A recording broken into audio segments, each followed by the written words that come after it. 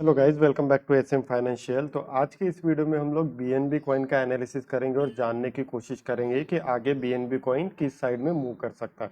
तो चलिए शुरू करते हैं। अब देखिए, यहाँ पे मैंने ऑलरेडी सारी चीज़ें ड्रॉ करके रखी है। अब अगर आप लोग ध्यान से देखोगे तो हमेशा एनालिसिस में हमें दो ही चीज़ों की ज़रूरत होती है, एक या तो सपोर्ट और दूसरा होता है रेजिस्टेंस। क्यों? क्योंकि अगर रेजिस्टेंस ब्रेक होगा तो मार्केट ऊपर साइड भागेगा, वही अगर सपोर्ट ब्रेक होगा तो मार्केट नीचे साइड भागेगा। इसका मतलब है कि हमें पूरे एनालिसिस में सिर्फ दो ही चीज़ें फाइंड आउट करनी होती है, सपोर्ट एंड रेजिस्टेंस। और उन्हीं सपोर्ट एंड रेजिस्टेंस के बेसिस पे हम लोग यहाँ पे बाइंग और सेलिंग के डिसीजन लेते हैं। ठीक है। Second cheese, support and resistance पे हमें कंफर्मेशन लेने होते हैं कि ये अगर सपोर्ट रेजिस्टेंस ब्रेक हुआ है तो क्या ये प्रॉपर काम करेगा या नहीं करेगा, और कहाँ पे हमारी एंट्री होनी चाहिए, कहाँ पे हमारा स्टॉप लॉस होना चाहिए। इसके लिए क्या होना चाहिए कि कंफर्मेशन हमें लेना पड़ता है। अब देखिए, अगर आप लोग यहाँ पे ध्यान से देखोगे तो क्या दिखाई दे रहा है, तो इसे मैं अभी वन डे में कन्वर्ट कर देता हूँ। अभी आपने जो चार्ट देखा ये वीकली चार्ट था। अब देखिए यहाँ पे, अब अगर आप लोग यहाँ पे चार्ट को ध्यान से देखोगे तो क्या दिखाई दे रहा है कि मार्केट ने यहाँ पे फर्स्ट टाइम सपोर्ट लिया, फिर बाउंस किया। फिर मार्केट ने यहाँ पे सेकंड टाइम भी सपोर्ट लिया, फिर से बाउंस किया। और फिर से मार्केट ने यहाँ पे थर्ड टाइम सपोर्ट लिया और यहाँ पे बाउंस किया। यानी कि सपोर्ट पे तो 3 बार यहाँ पे मार्केट ने सपोर्ट लिया। लेकिन अगर आप लोग रेजिस्टेंस के पास देखोगे तो क्या दिखाई दे रहा है, तो यहाँ पे देखिए रेजिस्टेंस के पास मार्केट ने फर्स्ट टाइम रेजिस्टेंस फेस किया, उसके बाद मार्केट नीचे गिरा। लेकिन जब दोबारा मार्केट रेजिस्टेंस के पास आया तो ये उसी रेजिस्टेंस के पास आया जहां से पहले मार्केट यहाँ पे नीचे गिरा था, और दोबारा आने के बाद मार्केट फिर से नीचे गिरा। उसके बाद फिर से मार्केट तीसरी बार यहीं पे आया और यहाँ पे थोड़ा सा फॉल्स ब्रेकआउट दिया मार्केट ने, इसे फॉल्स ब्रेकआउट बोलते हैं। और उसके बाद देखिए मार्केट नीचे गिरा, यानी कि तीसरी बार भी मार्केट यहीं से नीचे गिरा। फिर जब दोबारा चौथी बार आया तो देखिए मार्केट बार बार उसी रेजिस्टेंस के पास आ रहा है जहां पे मार्केट पहले भी आ चुका था, और वहीं से मार्केट फॉल हुआ था। अब देखिए फिफ्थ टाइम, यानी कि ये 1 2 3 4 और 5। अब देखिए मार्केट फिर से फिफ्थ टाइम भी वहीं पे आया और वहीं पे मार्केट क्या कर रहा है, रेजिस्टेंस फेस करने की कोशिश कर रहा है। अब देखिए, अगर आप लोग यहाँ पे लॉजिकली चेक करोगे तो क्या दिखाई दे रहा है कि जब मार्केट ने फर्स्ट टाइम अटेम्प्ट किया तो नीचे गिरा। फिर जब दोबारा रेजिस्टेंस फेस किया, फिर से जब नीचे गिरा तो देखिए प्रीवियस वाला लो ब्रेक नहीं कर पाया। फिर से जब मार्केट दोबारा उसी रेजिस्टेंस से रिजेक्शन लेके नीचे गिरा तो उसने भी क्या किया, प्रीवियस वाला लो ब्रेक नहीं कर पा रहा है। यानी नीचे से तो हमें अप ट्रेंड की तरह दिखाई दे रहा है। सेकंड चीज, जैसा कि हमें पता है कि अगर हम किसी चीज को बार बार हिट करते हैं तो वो चीज क्या हो जाती है, कमजोर हो जाती है। उसी प्रकार कहीं ना कहीं मुझे ऐसा लग रहा है कि यहाँ पे मार्केट बार बार क्या कर रहा है, रेजिस्टेंस को हिट कर रहा है। इसका मतलब हो सकता है कि कहीं ना कहीं ये रेजिस्टेंस अभी वीक हो चुका होगा। बराबर है।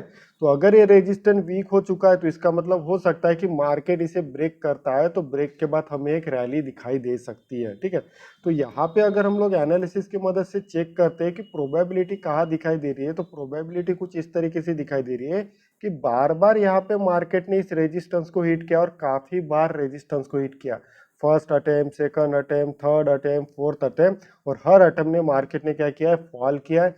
सेकंड चीज, हर फॉल के बाद देखिए रैली कम होते जा रही है, यानी कि यहाँ पे प्रीवियस वाला लो ब्रेक नहीं कर पा रहा है। इसका मतलब है कि यहाँ पे लो भी ब्रेक नहीं हो रहा है और मार्केट यहाँ पे बार बार रेजिस्टेंस फेस कर चुका है। तो हो सकता है कि एक थोड़ा डिप के बाद, यानी कि एक अगर करेक्शन मिलता है तो ये करेक्शन के बाद अगर ये ब्रेकआउट देता है तो हमें अच्छी खासी इसमें मूवमेंट दिखाई दे सकती है। ठीक है। तो इस तरीके से हमें यहाँ पे प्रोबेबिलिटी दिखाई दे रही है। तो अब केस नंबर 1 मान के चलते कि एक अगर करेक्शन मिलता है तो करेक्शन कहाँ तक चाहिए, तो अगर मैं यहाँ पे करेक्शन को कैलकुलेट करता हूँ तो ये हो जाएगा मेरा हाई और ये हो जाएगा लो। तो अगर इस तरीके का अगर हमें थोड़ा डीपली करेक्शन मिलता है जो लगभग निकल के आता है 295 के आसपास, अगर हमें यहाँ पे 295 के आसपास अगर एक करेक्शन मिलता है तो हो सकता है उस समय मार्केट ये ब्रेक कर दे, और ब्रेक करने के बाद यहाँ पे हम रैली को एक्सपेक्ट कर सकते हैं।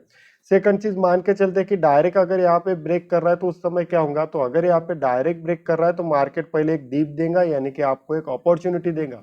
हमेशा मार्केट अपॉर्चुनिटी देता है, बस आपको उसके लिए राह देखना पड़ता है, यानी कि पेशेंस रखना पड़ता है। तो अगर मार्केट यहाँ पे डायरेक्ट ब्रेक करने के बाद एक करेक्शन करता है तो उस समय हमें कौन सा टारगेट लेके चलना है, तो उस समय हमारे पास जो टारगेट निकल के आएगा, तो उस समय जो टारगेट निकल के आता है वो निकल के आता है 488 या 482 के आसपास क्या निकल के आता है, टारगेट निकल के आता है। क्यों? क्योंकि जिस तरीके से मार्केट यहाँ पे मूवमेंट कर रहा है तो हो सकता है कि मार्केट क्या कर रहा होगा कि यहाँ से जो पूरी गिरावट हुई है इस पूरे गिरावट का ये करेक्शन कर रहा। ठीक है। और यहाँ पे बार बार रेजिस्टेंस अटेम्प्ट कर रहा है, तो इतना बार बार रेजिस्टेंस अटेम्प्ट करने के बाद थोड़ा तो मुंह नहीं देगा, तो कम से कम ये हमें 100 पॉइंट का तो मुंह जरूर देगा, ठीक है। तो अगर यहाँ पे ये रेजिस्टेंस ब्रेक होता है तो यहाँ पे हम टारगेट लेके चलेंगे 488 या 482 के आसपास, यानी राउंड फिगर 480 के आसपास हमें यहाँ पे टारगेट दिखाई दे सकता है। सेकंड चीज, बीएनबी में काफी ज्यादा न्यूज है, काफी ज्यादा वोलेटिलिटी है, मतलब उसमें जो है न्यूज आते रहते हैं, और आपने देखा कि रिसेंटली जो है काफी जगह इसकी पार्टनरशिप हुई है, तो हो सकता है कि मूवमेंट की ज्यादा से ज्यादा प्रोबेबिलिटी हो। बात करनी है कि सिक्योर बाइंग, हमेशा आपको सिक्योर बाइंग या सिक्योर सेलिंग ही करना है। जब तक एक डीप नहीं मिलता तब तक हम बाइंग के लिए प्लान नहीं करेंगे, उसी प्रकार जब तक यहाँ पे ब्रेकआउट नहीं मिलता, यानी कि जब तक मार्केट में हमें कंफर्मेशन नहीं मिलते तब तक हमें मार्केट में हाथ नहीं डालना चाहिए। जल्दी या जल्दबाजी में ट्रेड लेना काफी ज्यादा रिस्की होता है, इसलिए हमेशा कंफर्मेशन का वेट करें। जब मार्केट में आपको कंफर्मेशन मिलता है तभी मार्केट में एंट्री बनाएं। तो आई होप इस वीडियो में आपको काफी कुछ सीखने को मिला होगा। अगर आप ऐसे और भी वीडियो चाहते हैं तो इस चैनल को लाइक करें, सब्सक्राइब करें और साथ ही दोस्तों के साथ भी शेयर करें। Thank you.